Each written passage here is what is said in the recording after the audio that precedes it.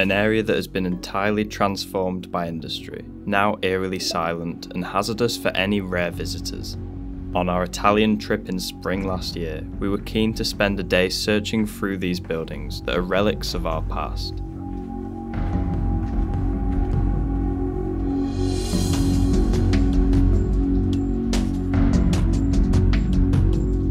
Over 2 weeks on the Urbandoned channel, we will share our epic findings in a 2-part special as we dive deep into the incredible derelict industry of Italy. We will find decay like nowhere else, and structures that are like cathedrals of steel, beginning with the site's former power station. Join us to see what remains.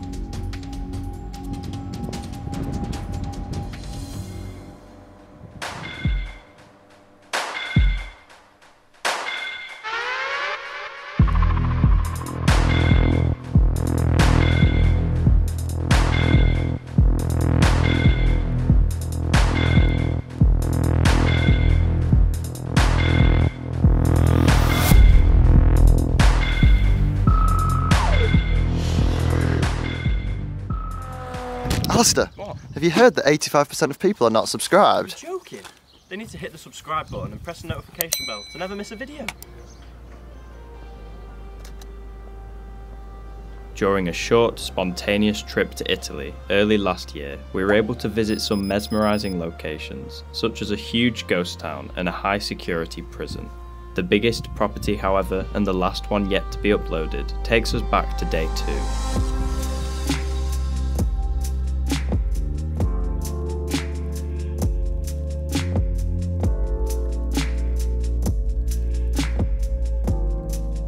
With our hire car coming in handy, we had the chance to cross counties until we arrived at a coastal town that had a lengthy history of industrialisation dating back to the 1860s.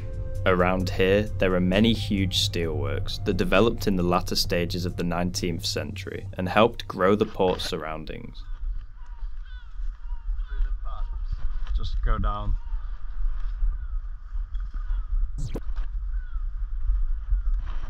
Actually need a leg up.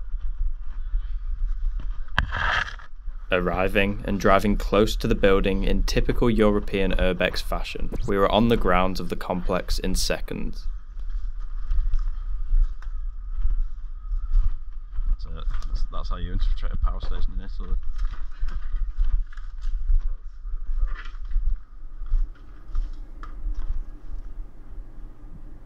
The building in question this morning was an old power station that would have formerly generated for the steelworks. However, it has been decommissioned for a long time, now with some of its adjoining factories' premises also becoming mothballed. We had seen various explorers access the structure previously and knew that it contained something truly remarkable. Therefore, we were desperate to get inside to see for ourselves, particularly with a fractional window to be in Italy. We knew situations like the power station can change in an instant, so this could be our only opportunity.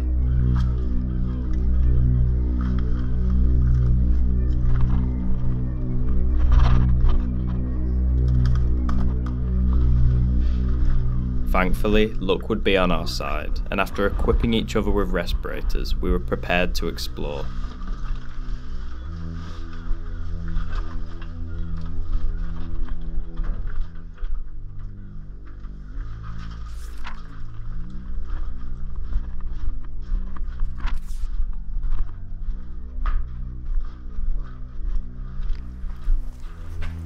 Just inside this huge steelworks power station.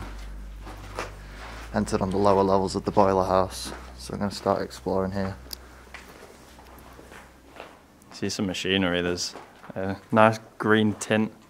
I think that's caused by the skylights in the turbine hall.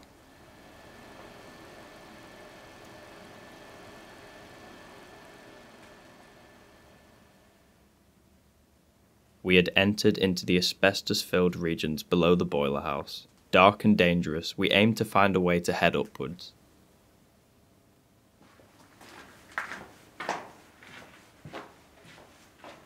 Somehow the power's on in here. It's really old light. Just hanging. You can see both ends of the bulb are still lit.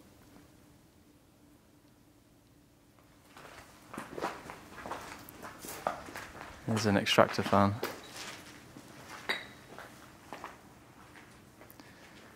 The turbine hall's got such a lovely curved ceiling. Look at that gigantic boiler up there. It's typical of a power station.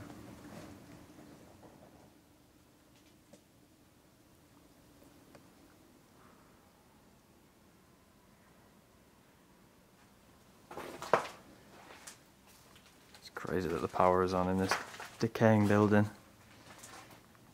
We're in the underbelly of the turbines at the moment, but there's not much here.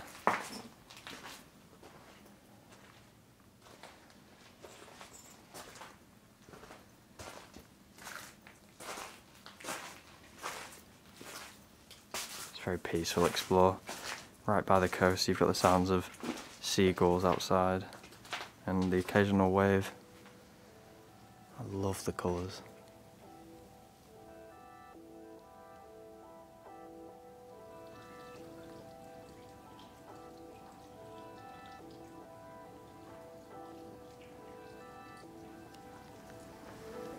We couldn't find a way up to the first floor of the boiler house, so we're having to head up to the turbine hall floor, which is undoubtedly the main attraction here. The blue tint from the roof's been teasing of how nice it may look, and by the looks of it, it's not going to disappoint at all. Oh my god. This is surreal. You never get to see this many turbines this old in situ, accompanied by the arched ceiling as well. This is unbelievable.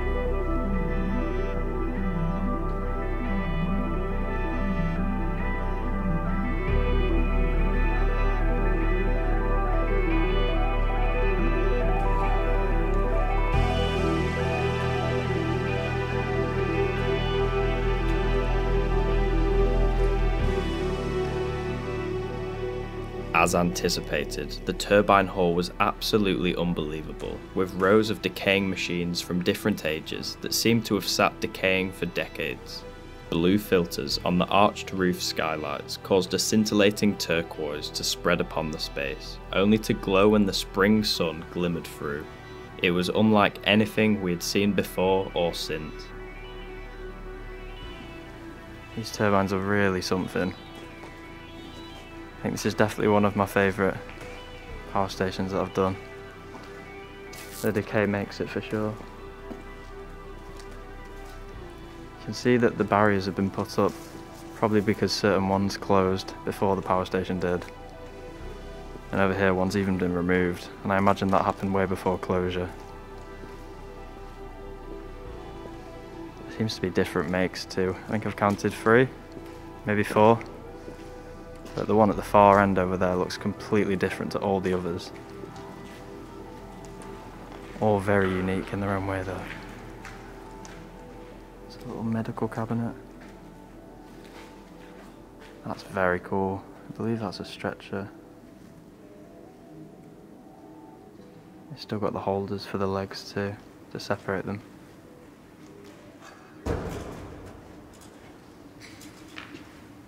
You can see demolition has started to occur at some point. Looks like this happened a long time ago though, and nothing has happened since. But this generating unit is almost completely non-existent.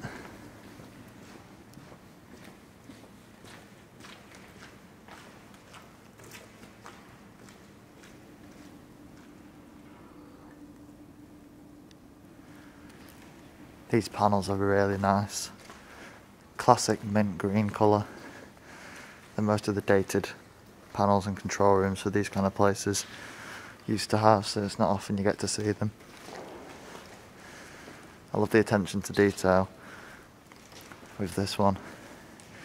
You see there the fluorescent tubing that would have lit these gauges when the place was in use.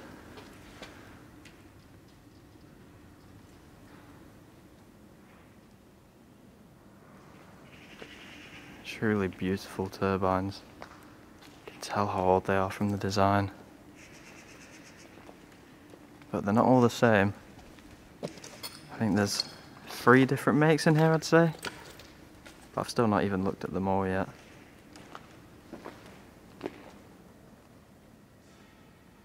Nine generators would have functioned in the hall, a mixture of Ansaldo and Franco Tosi steam turbines. As we walked up and down past them in awe, we were noticing that stripping had commenced, but probably a long time ago. Get a closer look at that boiler that I noticed from below. There's a gantry crane above it too. The second one down there, they must have needed a lot of steam to power the turbines. Wonder how much water they could have inside them. So many lovely decaying control panels in this place. They don't get old to look at.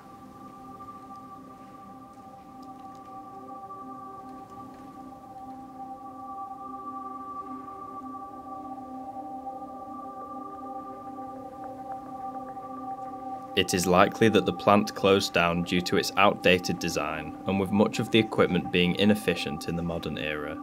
We estimate decommissioning to have taken place almost 20 years ago, and since, the fierce winds of the coast and the sea breeze have accelerated deterioration at a rapid pace.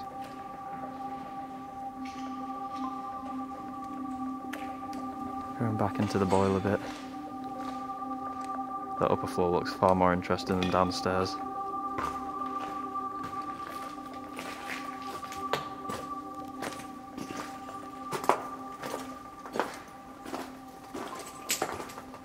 So much rubble on the floor.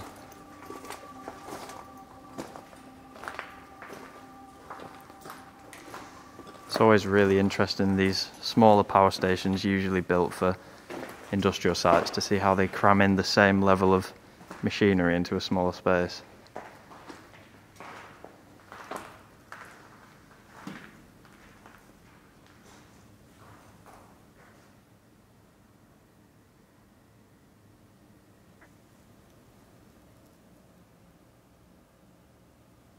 There's some really amazing gauges in this place. Very dated. I've never seen a boiler house with such a vibrant colour scheme, especially with the sunlight coming through the windows at the top. Yeah, the design is so well done. Even the floor had colours, but it's just been covered by the rubble over years. I would have loved to see it back in the day. Yeah. With the lights on. Even the walls are tiled. Oh yeah. Right here. Looks like a bathhouse more than the boiler house, which makes it even more impressive. Yeah.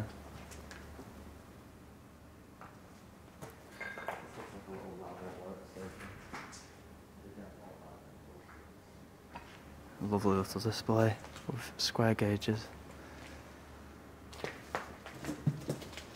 Feels weird to see it all in a completely different language, but overall it's a very similar design to the ones we've seen in the UK. This looks like a little lab or workstation with, again, more vibrant colour schemes. The green bench and blue painted walls. Very small area, but some old tins and bottles. A little locker room by the looks of it as well. Still even the workers' shoes here.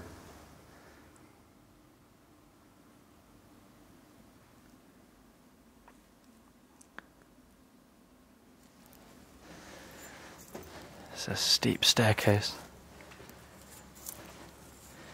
And it's up here that you have to watch for the floor, because it all becomes gridded.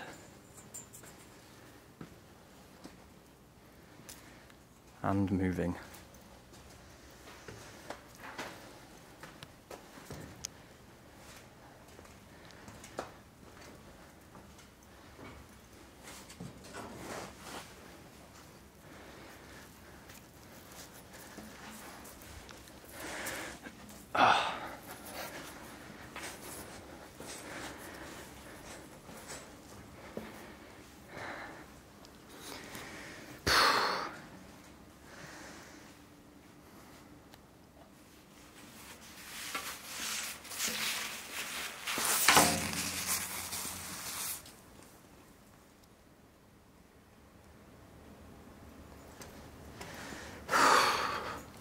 It's a workout.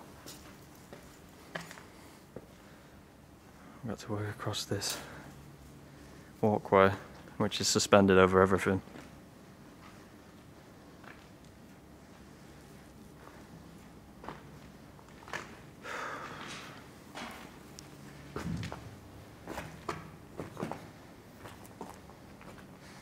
Nice view. There's another arch here that overlooks the top of the boiler house.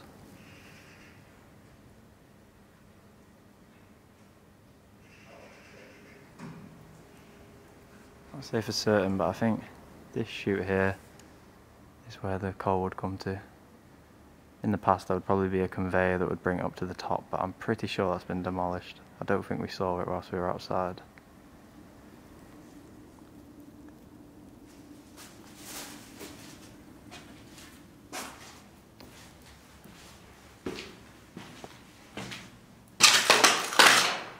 There's marble on the walls. It's a nice staircase.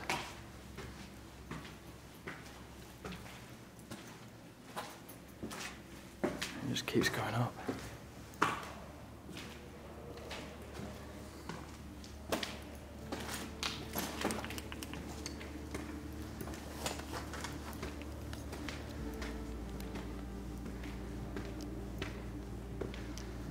Ah, here's the control room. This is so cool. It's not inside a room really, it's like a control balcony. And it overlooks the incredible turbine hall. There's barely anything left of it though. All the expensive stuff has been stripped out, probably soon after closure. All you have left are the remaining panels. Bare and empty.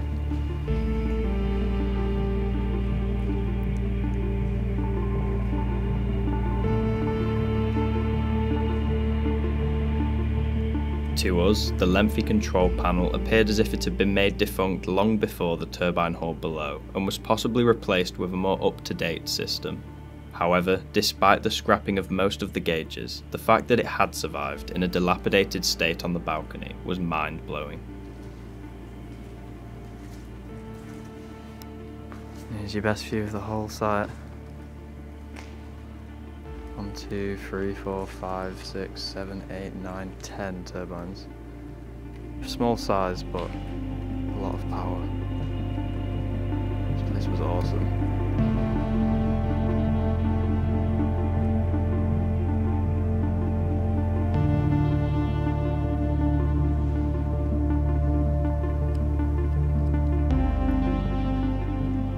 The overview from the higher floor was very impressive, offering us a moment to gaze across one of the most intriguing power stations we have ventured within. The colours and lighting throughout the building was wonderful, a total juxtaposition against the silent, part-dismantled machinery that has zero life left.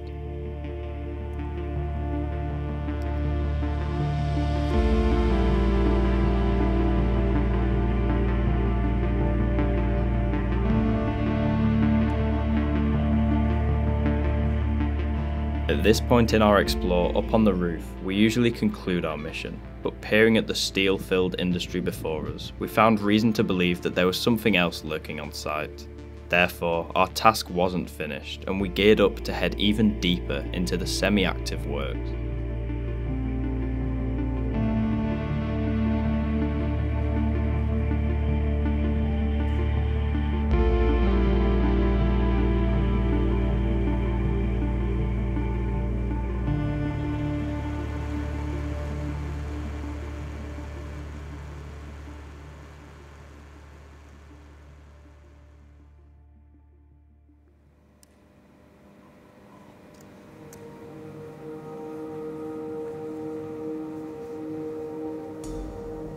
A week from now, join us to see what we come across as we infiltrate more of the steelworks and get very close to live industry.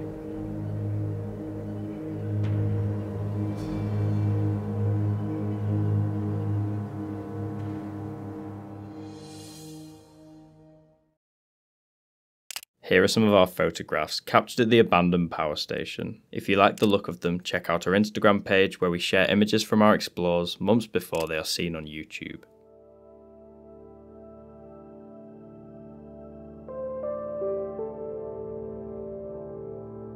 Thanks for watching. If you enjoyed this episode and our industrial videos, we highly recommend sticking around for next Friday when we will cover more of this amazing site. See you next time.